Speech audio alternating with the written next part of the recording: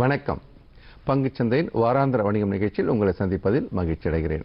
ஒவ்வொரு வெள்ளிக்கிழமை அன்னைக்கும் பங்குச்சந்தையினுடைய அந்த வாரத்தினுடைய முக்கியமான நிகழ்வுகளெல்லாம் தொகுத்து இந்த நிகழ்ச்சியின் மூலமாக கொடுத்துட்டு இருக்கோம். அதன் மூலமாக நீங்கள் சந்தை சார்ந்த முக்கியமான முடிவுகளை எடுக்க முடியும் என்று நம்புகிறோம். இப்போ இந்திய பங்குச்சந்தை அப்படின்னு பார்க்கும்பொழுது கடந்த ஒரு 2 வார காலமாக அப்படின்னு பார்க்கும்போது சந்தையானது ஒரு வரலாறு காணாத குறுகிய கால ஏற்றம் எப்போதான் பார்த்துக்கிட்டே வரும்.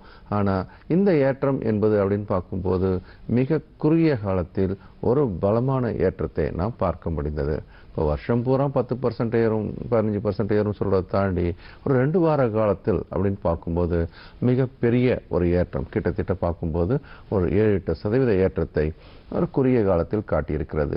அப்போ சந்தையினுடைய இந்த நகர்வு அப்படின்றது எதனால் இருந்தது என்பதெல்லாம் நம்ம விரிவாக பார்ப்பதற்கு முன்பாக இந்த சந்தையானது வார அடிப்படையில் எவ்வாறு முடிந்திருக்கிறது அப்படின்றத முதல்ல பார்க்கலாம். ஸோ வாரத்தின் அடிப்படையில் அப்படின்னு பார்க்கும்போது தேசிய பங்கு சந்தையின் குறியீட்டு எண்ணான நிஃப்டி அப்படின்றது பார்த்தீங்கன்னாக்கா 8ஆம் தேதி அன்னைக்கு 11,035 என்ற புள்ளியில் இருந்தது. 15/3/2019 இன்னைக்கு அப்படின்னு பார்க்கும்பொழுது 11,426 சதவீத அடிப்படையில் பார்க்கும் பொழுது 3.55% என்ற ஏற்றத்தை இந்த ஒரு வார காலத்தில் இது கொடுத்திருப்பதை பார்க்கிறோம்.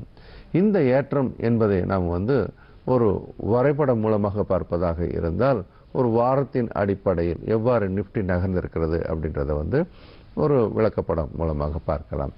அதாவது இந்த விளக்கப்படம் பார்த்தீங்கன்னா நிஃப்டி 50 என்று சொல்லக்கூடிய தேசிய பங்கு சந்தையினுடைய இண்டெக்ஸை இந்த 8ஆம் தேதியிலிருந்து 15ஆம் தேதிக்குள்ள அப்படின்னு பார்க்கும்பொழுது அது எப்படி அந்த 11,000 புள்ளியில் ஆரம்பித்து ஏறி கொஞ்சம் பக்கவாட்டு நகரிலிருந்து திரும்ப மேல் நோக்கி நகர்ந்து இந்த 11,400 என்ற எல்லையை உடைத்திருக்கிறது அப்படின்றத பார்க்குறோம். இது ஒரு மகத்தான ஏற்றம் ஒரு குறுகிய கால அடிப்படையிலும் வாரத்தின் அடிப்படையிலும் பார்க்கும் பொழுது.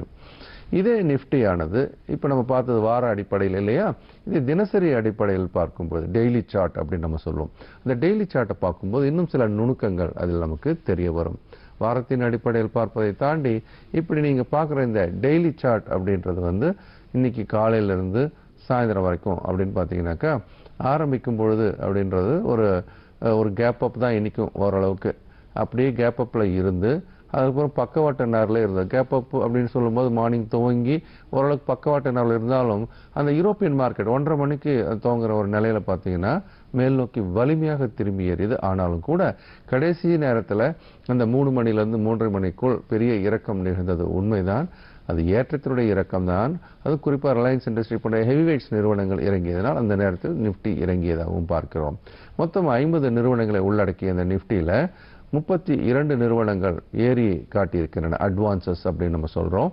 18 நிறுவனங்கள் இறங்கி முடிந்திருக்கின்றன.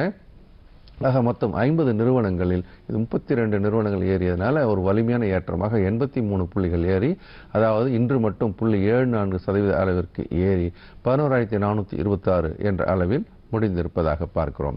இப்போ நம்ம பார்த்தது அப்படின்றது நிஃப்டி என்று சொல்லக்கூடிய தேசிய பங்கு சந்தையினுடைய பிரதான குறியீட்டு எண் அப்படின்றத பார்க்குறோம். அடுத்தபடியாக இப்போ ரொம்ப பரபரப்பாக பேசப்படுகிற அதிகமான வால்யூமில் வியாபாரமாகக்கூடிய அடுத்த தேசிய பங்கு சந்தை இண்டெக்ஸ் அப்படின்னு சொல்றதா இருந்தால் பேங்க் நிஃப்டி அப்படின்னு சொல்லலாம். இந்த பேங்க் நிஃப்டியினுடைய வரைபடத்தை பாருங்களேன்.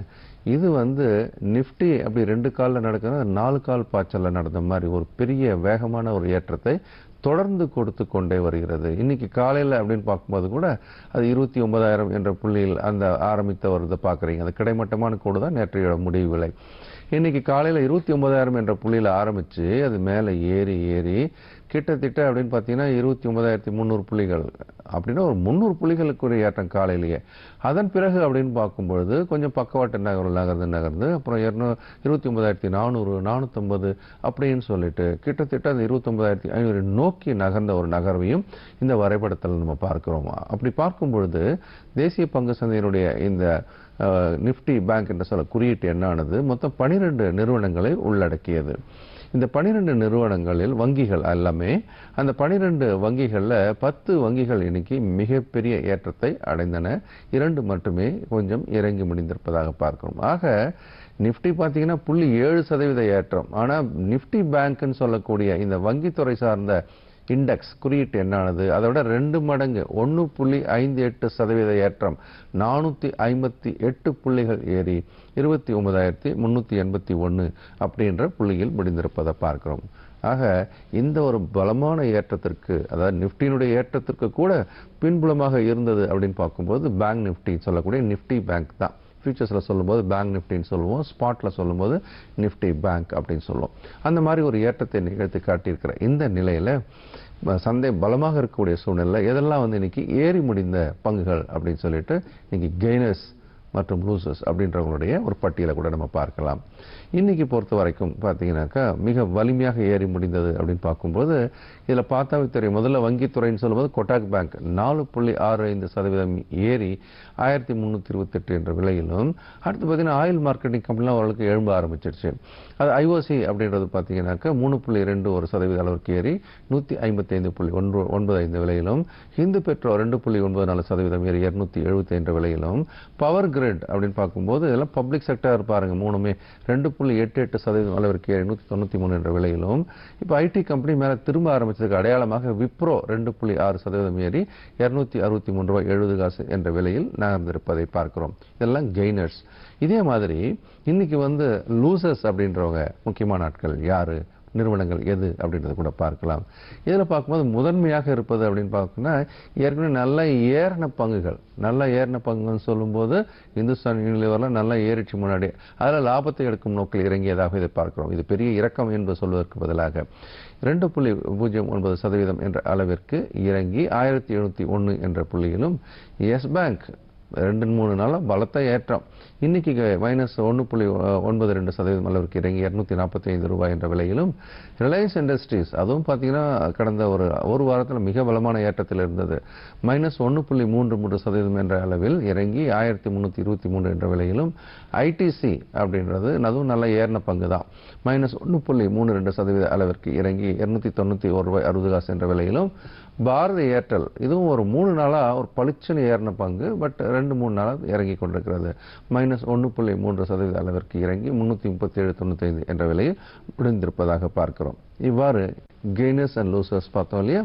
அடுத்து இன்னைக்கு வால்யூமில் வந்து ரொம்ப அதிகமான பங்குகள் எவையெல்லாம் அப்படின்றத கூட நம்ம பார்க்கறதுக்கு முன்னாடி சில கருத்துக்களை கூட உங்களுக்கு நான் சொல்ல விரும்புகிறேன். சந்தை சார்ந்த சில விஷயங்கள். நான் சொன்ன சந்தை இன்னைக்கு வலிமையான ஏறுவதற்கான காரணங்கள் என்ன அப்படின்றது ஆராயும் பொழுது, பொதுவாக சந்தையினுடைய ஏற்றத்திற்கு காரணம் சொல்லுவது மேக்ரோ எக்கனாமிக்கல் ஃபேக்டர்ஸ் அப்படின்னு சொல்லுவோம்.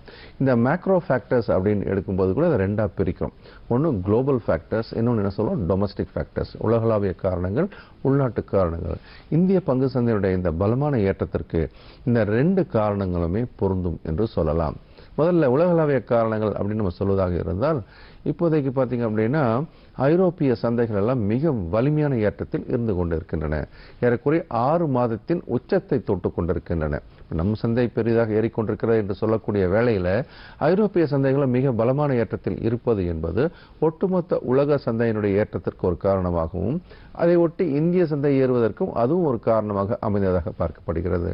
இதை தாண்டி உள்நாட்டு காரணங்கள் அப்படின்னு நம்ம பார்க்கும்போது இந்த மேக்ரோஸ் என்ற வார்த்தையை சொன்ன மேக்ரோஸ் அப்படின்னு சொல்லும்போது ஒட்டுமொத்த சந்தையை சாதகமாகவோ அல்லது பாதகமாகவோ பாதிக்கக்கூடிய காரணிகளை தான் நம்ம மேக்ரோ எக்கனாமிக்கல் ஃபேக்டர்ஸ் அப்படின்னு சொல்லுவோம். அந்த வகையில் இப்போ இந்தியாவை பொறுத்த வரைக்கும் அப்படின்னு பார்க்கும்போது முக்கியமான காரணிகள் இப்போ சமீபத்தில் வெளியான காரணிகள் அப்படின்னு நம்ம சொல்லும்போது பணவீக்கம் சம்பந்தப்பட்ட எண்கள், அதில் வந்து நம்ம WPI என்று சொல்லக்கூடிய ஹோல்சேல் பிரைஸ் இண்டெக்ஸ், CPI என்று சொல்லக்கூடிய கன்சியூமர் பிரைஸ் இண்டெக்ஸ், இவையெல்லாம் மாதத்தின் அடிப்படையில் கொஞ்சம் உயர்ந்து காணப்பட்டாலும் கூட ஒட்டுமொத்தமாக பார்க்கும்போது அவையெல்லாம் குறைந்தே காணப்படுகிறது என்று பார்க்கிறோம். ஸோ அந்த வகையில் அப்படின்னு பார்க்கும்பொழுது மேக்ரோ ஃபேக்டர்ஸ் என்பது நமக்கு சாதகமான நிலையில் தான் இருந்து கொண்டிருக்கின்றன. ஆகவே இன்றைய சந்தையுடைய ஏற்றத்திற்கான காரணங்கள் global macro factors, domestic macro factors. அதை தாண்டி சொல்வதாக இருந்தால் வங்கித்துறையினுடைய மிக பெரிய அபரிதமான ஏற்றம், அதான் சந்தையினுடைய உயர்வுக்கு முக்கியமான காரணமாக பார்க்கிறோம். இப்போ சந்தையை சார்ந்த சில முக்கியமான நம்ம வந்து புள்ளி விவரங்களை பார்க்க போகிறோம். அதில் வால்யூம் டாப்பர்ஸ் என்று சொல்லக்கூடிய வகையில் இன்று வந்து அதிகமான வால்யூமில் வியாபாரமான முக்கியமான சில பங்குகளை பார்க்குறோம். இதில் முதல்ல நிற்கிற பங்கு எதுன்னு பார்த்தீங்கன்னா எஸ் பேங்க் ட்ரேடட் வேல்யூன்னு பார்த்தீங்கன்னாக்கா 0.61 கோடி பங்குகள் வியாபாரமாக இருக்கின்றன. அடுத்து ஸ்டேட் பேங்க் ஆஃப் இந்தியா 0.42 கோடி பங்குகளும், ஐசிஐசிஐ பேங்க் 0.36 கோடி பங்குகளும், என்டிபிசி ரொம்ப நாளாக படுத்து கிடந்து எழுந்திருக்காம ஆனால் இப்போ எழ ஆரம்பிச்சிச்சு 0.34 கோடி பங்கு அளவிற்கும், டாடா மோட்டார்ஸ் 0.26 கோடிகள் பங்குகளும் இது வந்து வியாபாரமானதாக பார்க்கிறோம். இதற்கு அடுத்ததாக நம்ம பார்க்க இருக்கிறது அப்படின்னு பார்க்கும்போது நம்ம வந்து இந்த குறியீட்டு எண்ணை உயர்த்திய சில முக்கியமான பங்குகள், இதை வந்து என்ன சொல்லுவோம், நிஃப்டியை நகர்த்திய பங்குன்னு சொல்லும்போது ஹெச்டிஎஃப்சி வங்கி வந்து 0.32% என்ற அளவிற்கும், ரிலையன்ஸ் இண்டஸ்ட்ரீஸ் ஏற்கனவே சொன்னது ஒரு ஹெவி வெயிட் அப்படின்னு சொல்லிட்டு 0.27% அளவுக்கு நிஃப்டியை உயர்த்துவதற்கும், ஐசிஐசிஐ பேங்க் 0.24% அளவிற்கும், housing development finance corporation HDFC என்பது 0.22% அளவிற்கும், கொட்டாக் பேங்க் அப்படின்னு சொல்லும்போது 0.13% அளவிற்கும் நிஃப்டியை நகர்த்திய முக்கியமான பங்குகள் அப்படின்னு நம்ம பார்க்குறோம். இதே மாதிரி நம்ம பார்க்க இருக்கிறது பார்த்தீங்கன்னா செக்டர்ஸ், துறைகள்லாம் எப்படி நகர்ந்திருக்கிறது, இதில் வலிமையான உள்ள துறைகள் எது எது அப்படின்னு கூட இப்போ நம்ம பார்க்கலாம். அது வந்து செக்டார் கெய்னர்ஸ் அப்படின்னு பார்க்கும்போது ஏற்கனவே வங்கித்துறை தான், அதான் எப்பயும் ஃபர்ஸ்ட் ரேங்க்ல இருந்துகிட்டே இருக்கு கடந்த ஒரு 10 நாளாக எடுத்திங்கன்னா. இதற்கு அடுத்து இன்னைக்கு கொஞ்சம் தலை தூக்கியது அப்படின்னு பார்க்கும்போது சுத்திகரிப்பு துறை, இந்த ஆயில் ரிஃபைனரிஸ் அப்படின்னு நம்ம சொல்லுவோம். இன்னைக்கு ஆயில் மார்க்கெட்டிங் கம்பெனிலாம் ஏறினது கூட பார்த்தீங்க இல்லையா, 0.57% என்ற அளவிற்கு. இதற்கு அடுத்து வீட்டு வசதி கடன் துறை அப்படின்னு சொல்லும்போது அந்த துறையானது 0.34% அளவிற்கு ஏறியும், பொறியியல் துறை இன்ஜினியரிங் 0.16% அளவிற்கும், கணனி மென்பொருள் துறை அப்படின்னு நம்ம சொல்லும்போது இந்த கெய்னரில் வந்து ஏறக்குறைய இன்னைக்கு தான் திரும்ப ஆரம்பிச்சிருக்கு. ஏறக்குறைய ஐடி துறையானது 0.12% அளவிற்கும் ஏறி முடிந்ததாக பார்க்குறோம். இன்னைக்கு அடுத்தது லூசர்ஸ் அப்படின்னு நம்ம சொல்லும்போது வெகு சில துறைகள் தான், ஏன்னா சந்தை வலிமையாக ஏறி இருக்கல்லவா. இறக்கமடைந்த துறைகள் அப்படின்னு நம்ம சொல்லும் பொழுது புகையிலைத்துறை அப்படின்றது -0.02% அளவிற்கும், பல்வகை பொருட்கள் துறை என்பது -0.01% அளவிற்கும் இறங்கி முடிந்ததாக பார்க்கிறோம். பொதுவாக சந்தை அப்படின்னு எடுத்தாவே ஒட்டுமொத்த பங்குகளில் சில பங்குகள் ஏறியும் முடிந்திருக்கும், சில பங்குகள் இறங்கியும் முடிந்திருக்கும் இல்லையா. அந்த ஒட்டுமொத்த, அதாவது ப்ராட் மார்க்கெட் சொல்லுவோம், இல்லை பிரெத் ஆஃப் த மார்க்கெட் அப்படின்னு சொல்லுவோம். அது என்ன சொல்லுவோம், அட்வான்ஸ் அண்ட் டிக்ளைன்.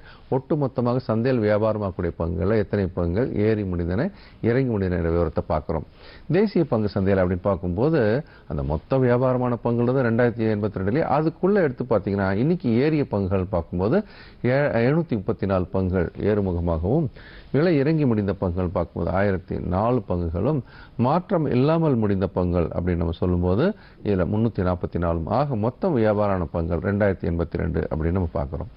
இதற்கு அடுத்து வந்து நம்ம பார்க்க இருக்கிறது வந்து டேர்ன் ஓவர் என்று சொல்லக்கூடிய வகையில் அதிகமான ரூபாய் மதிப்பில் வியாபாரமான பங்குகள் அப்படின்னு பார்க்கும்போது ரிலையன்ஸ் இண்டஸ்ட்ரீஸ் தான் முன்னாடி நிற்கிது. இதில் பார்க்கும்போது 5654 கோடிகள். முன்னாடி பார்த்தது என்ன, எத்தனை பங்குகள். இப்போ நம்ம என்ன பார்க்குறோம், மதிப்பின் அடிப்படையில் அதிகமான வியாபாரமான பங்குகள். அடுத்த கட்டத்தில் ஹெச்டிஎஃப்சி வங்கியானது 5314 கோடிகள் என்ற அளவிற்கும், எஸ் பேங்க் அப்படின்றது 3946 கோடிகள் அளவிற்கும், அடுத்து இண்டஸ்இண்ட் பேங்க் வந்து 3815 கோடிக்கும், ஐசிஐசிஐ பேங்க் 3838 கோடிக்கும் வியாபாரமானதாக பார்க்குறோம். அடுத்து நம்ம பார்க்கறது தங்கம் மற்றும் வெள்ளியினுடைய விவரம் பார்க்கலாம். இப்போ அடுத்தது வந்து நம்ம அந்நிய செலாவணி விலை வரும்னு பார்க்கும்போது அமெரிக்க டாலர் எண்ணெய் 69.19, ஆர்பிஐ ரெஃபரன்ஸ் 69.21, ஐரோப்பிய நாணயமான யூரோவானது எண்ணெய் 78.44, RBI reference rate 78.33, pound sterling எண்ணெய் 97.83, ஆர்பிஐ ரெஃபரன்ஸ் 91.64, ஜப்பான் நாட்டு நாணயமான ஏன் 100க்கான மதிப்பில் வந்து எண்ணெய் 62.02, ஆர்பிஐ ரெஃபரன்ஸ் ரேட் 61.99 என்ற விலையில் முடிந்திருப்பதாக பார்க்கிறோம். பொதுவாக நம்ம இந்த புள்ளி விவரங்கள் எல்லாமே உங்களுடைய முடிவெடுப்பதற்கு உதவும் என்று நம்புகிறோம். பிறிதொரு நிகழ்ச்சியில் சந்திப்போம். நன்றி, வணக்கம்.